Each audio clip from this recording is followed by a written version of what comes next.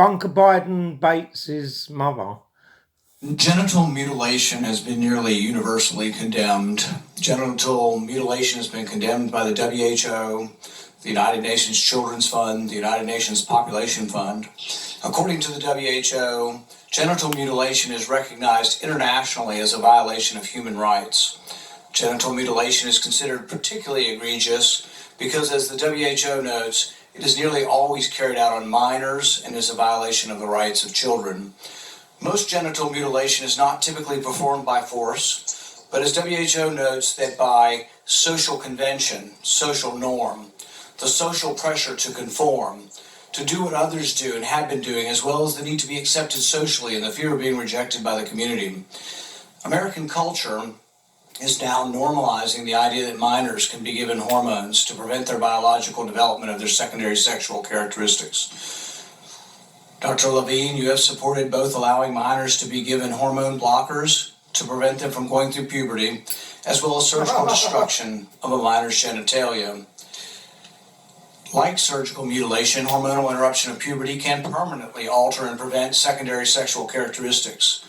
The American College of Pediatricians reports that 80 to 95% of prepubertal children with gender dysphoria will experience resolution by late adolescence if not exposed to medical intervention and social affirmation. Dr. Levine, do you believe that minors are capable of making such a life-changing decision as changing one's sex? Well, Senator, thank you for your interest in this question. Transgender medicine is a very complex and nuanced field with robust research and standards of care that have been developed.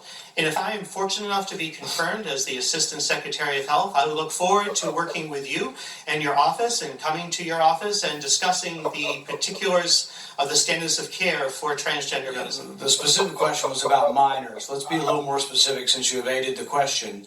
Do you support the government intervening to override the parent's consent to give a child puberty blockers, cross-sex hormones, and/or amputation surgery of breasts and genitalia?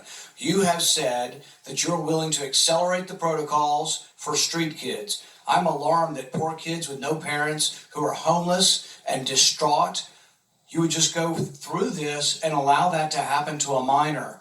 I would hope that you would have compassion for Kira Bell, who's a 23-year-old girl who was confused with her identity. At 14, she read on the internet about something about transsexuals. She thought, well, maybe that's what I am. She ended up getting these puberty blockers, cross-sex hormones. She had her breasts amputated. But here's what ultimately she says now. And this is a very insightful decision from someone who made a mistake but was led to believe this was a good thing by the medical community.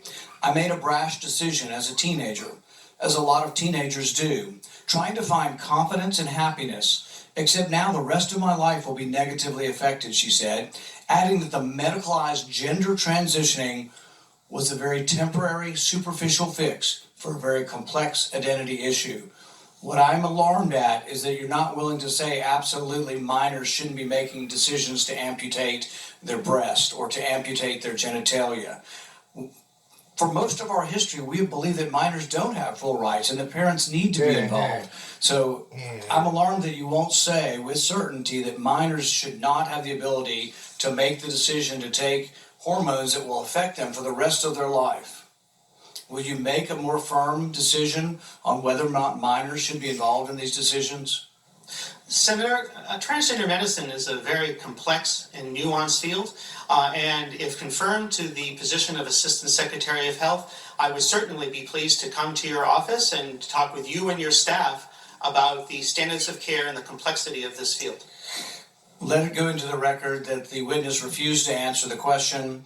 The question is a very specific one. Should minors be making these momentous decisions? For most of the history of medicine, we wouldn't let you have a cut sewn up in the ER. But you're willing to let a minor take things that prevent their puberty, and you think they get that back?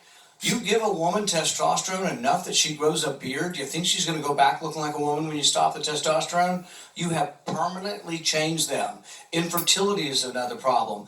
None of these drugs have been approved for this. They're all being used off-label. I find it ironic that the left that went nuts over hydroxychloroquine being used possibly for COVID are not alarmed that these hormones are being used off-label. There's no long-term studies. We don't know what happens to them. We do know that there are dozens and dozens of people who've been through this who regret that this happened and a permanent change happened to them. And, you know, if you've ever been around children, 14-year-olds can't make this decision. In the gender dysphoria clinic in England, 10% of the kids are between the ages of 3 and 10. We should be outraged that someone's talking to a 3-year-old about changing their sex. I can't vote for you if you can't. Thank you so much, Senator Paul. Senator Levine, thank you for answering the question. I will. She did. It's she, him, he, her. Arsehole elected by Biden as a health minister. A transgender, weirdo. Oh, give me a break.